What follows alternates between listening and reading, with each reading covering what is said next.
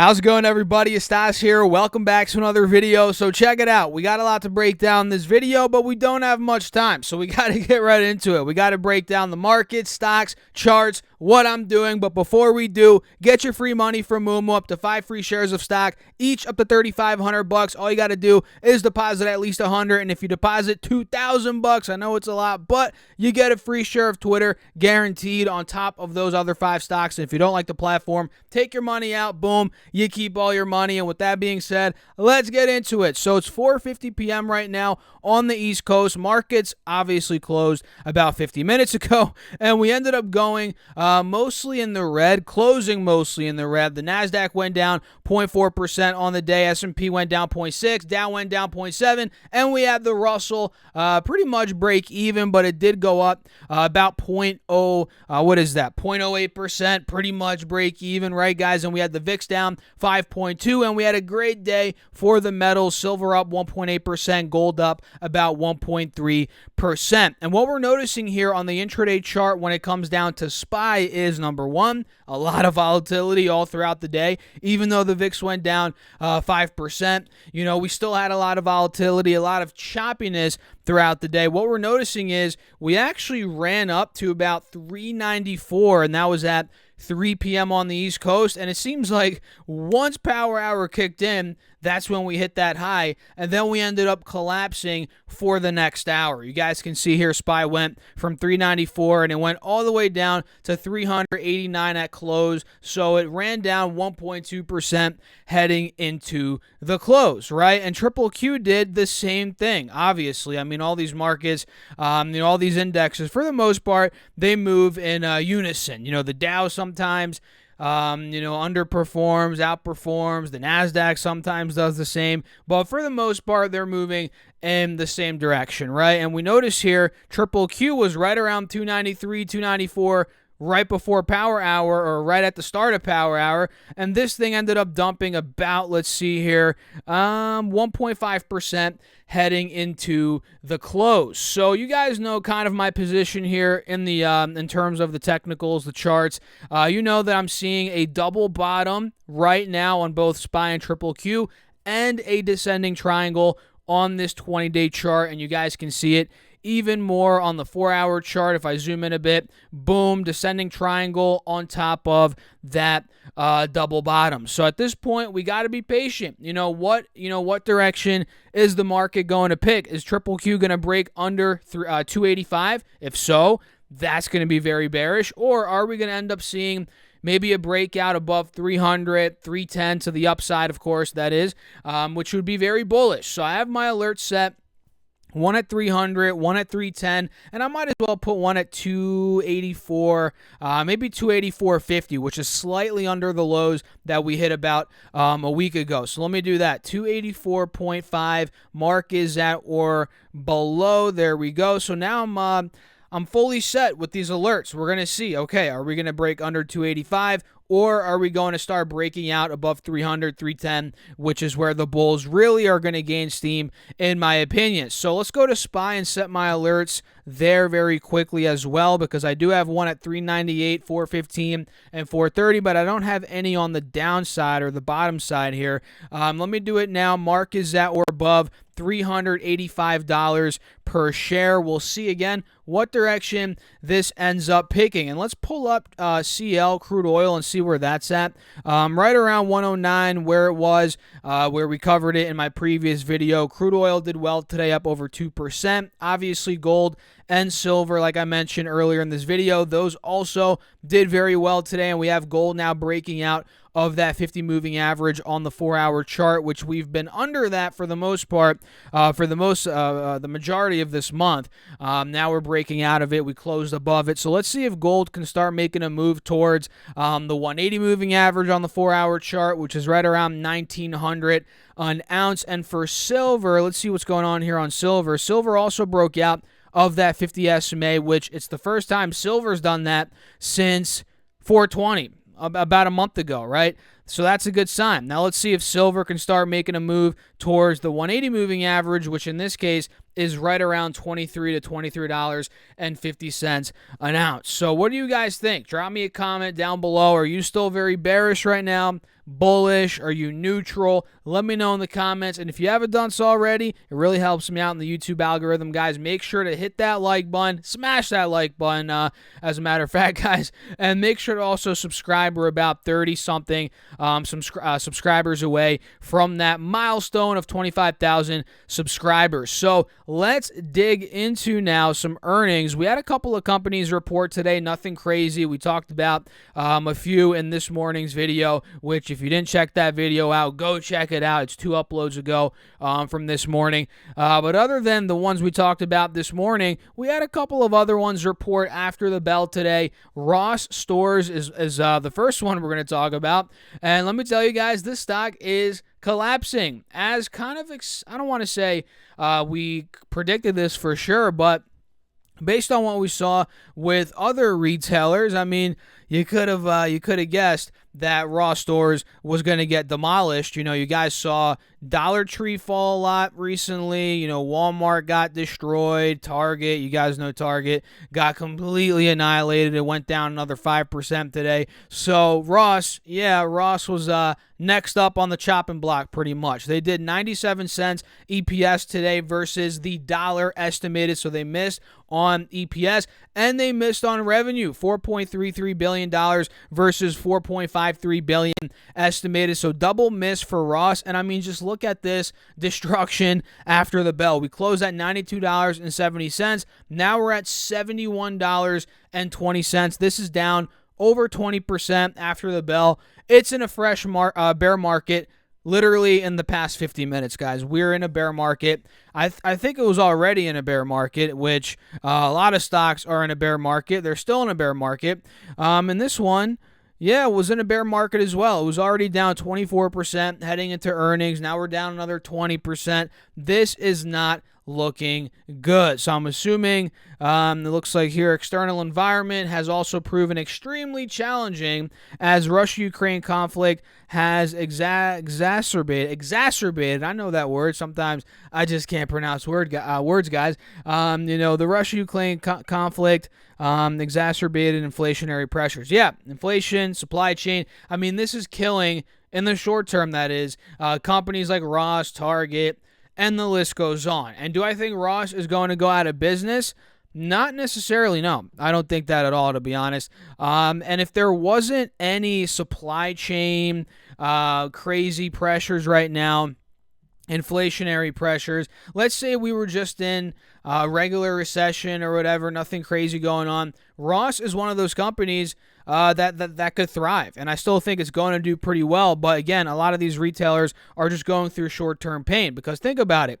Ross, it's easily going to survive through recessions because people still need clothes and people are still going to shop at value discount stores, which Ross, that's what it is at the end of the day. So this is a dip that we're seeing. It's a big dip. I'm not buying this dip, but I'm going to be watching it. That's for sure. You know, now it's down to probably multi-year lows. Yeah, the last time we were in the low 70s was back in the March 2020 crash, which was over 2 years ago at this point, guys. So watch out for Ross. It's getting destroyed. Let's see how that plays out, ends up playing out. We also had Applied Materials, AMAT, report earnings after the bell. They did adjusted EPS of $1.85 versus $1.90 estimated, so they they missed by 5 cents, and they also missed on revenue, $6.25 billion versus $6.37 billion estimated, so double miss for Applied Materials as well. Not looking too good here, guys. And when it comes to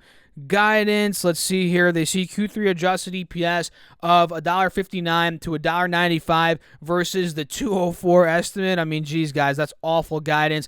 And their sales guidance, let's see here. Is that a typo? That's got to be a typo. It's 6.8. It says 8.85 to 6.65. I'm assuming it's maybe that's what it is. I don't know. It looks like revenue guidance is kind of in line, a little bit under the estimate here. So not the best report for AMAT. And I mean, the stock has already been destroyed heading into the report. It's already down 35%. So the fact that it's barely down, I guess that's a good sign. I guess we can take that as a win. And full disclosure, I'm not in Applied Materials stock, but if you're in it, based on those brief numbers we just looked at, the stock's not collapsing, I guess that's a good sign. I mean, it could always be down a lot more based on those earnings, since they did double miss after all, guys. And the stock, it looks like it did come down a little bit initially to 101. It dropped 8%. I guess that is a big dump initially, but now it's recovered from 101. Now it's at 108 again, so it's barely down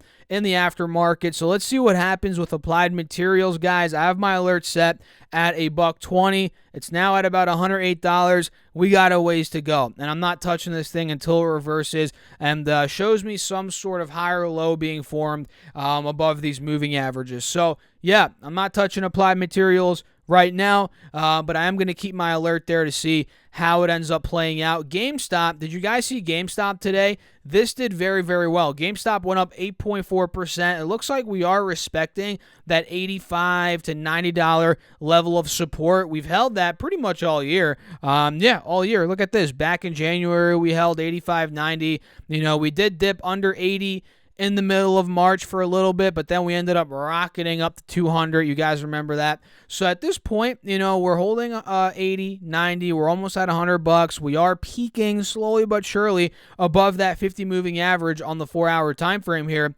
Maybe this breaks out. Who knows with these meme stocks, guys. I told you, expect the unexpected. I've been saying this. Just when you think the meme stocks are done, they're dead, they have this rip-your-face-off rally. I mean, look, this went from $75 in the middle of March to about $200 by the end of March. We're talking almost a triple up there, which is crazy, really crazy. So just when you count them out, when you forget about these stocks, that's when they go on the major runs. Now, am I saying tomorrow we're going to see a short squeeze? No, guys, this is nothing that you can predict. Seriously, you can't predict this stuff, but you just got to be waiting for it, watching for it, and, keeping it on your watch list. That's why it's called the watch list after all, guys. And set alerts. Alerts really do work, and trust me, you guys know I make a lot of videos. I talk about a lot of stocks.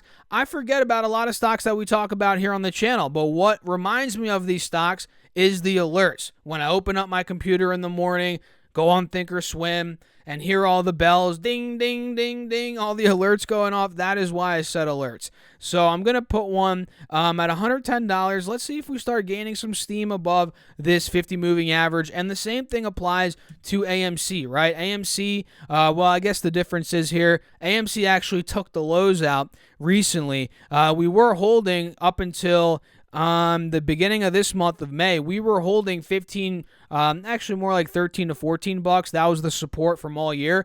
And now clearly we took that support out. We hit 970, and now we are trying to fight back up over 13. We are at 13 roughly right now. So for me, guys, with AMC, quite honestly, if I had to gamble between AMC or GameStop right now, I'm picking GameStop.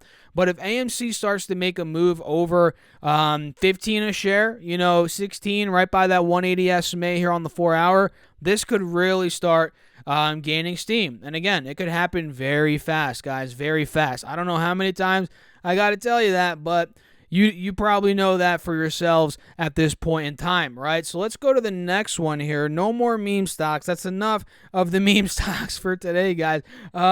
XLE, look at this one. This is an energy ETF. I've talked to you guys about it many times. This is one that I've swing traded over the past couple of months, made money on it. I have a long-term position on this that I bought at this point over a year ago, and I've been doing well on it, collecting dividends, all that good stuff. Now I'm looking at this as not necessarily to add more to it as a trade, or rather as a long-term position, but I'm looking at it more as a trade right now.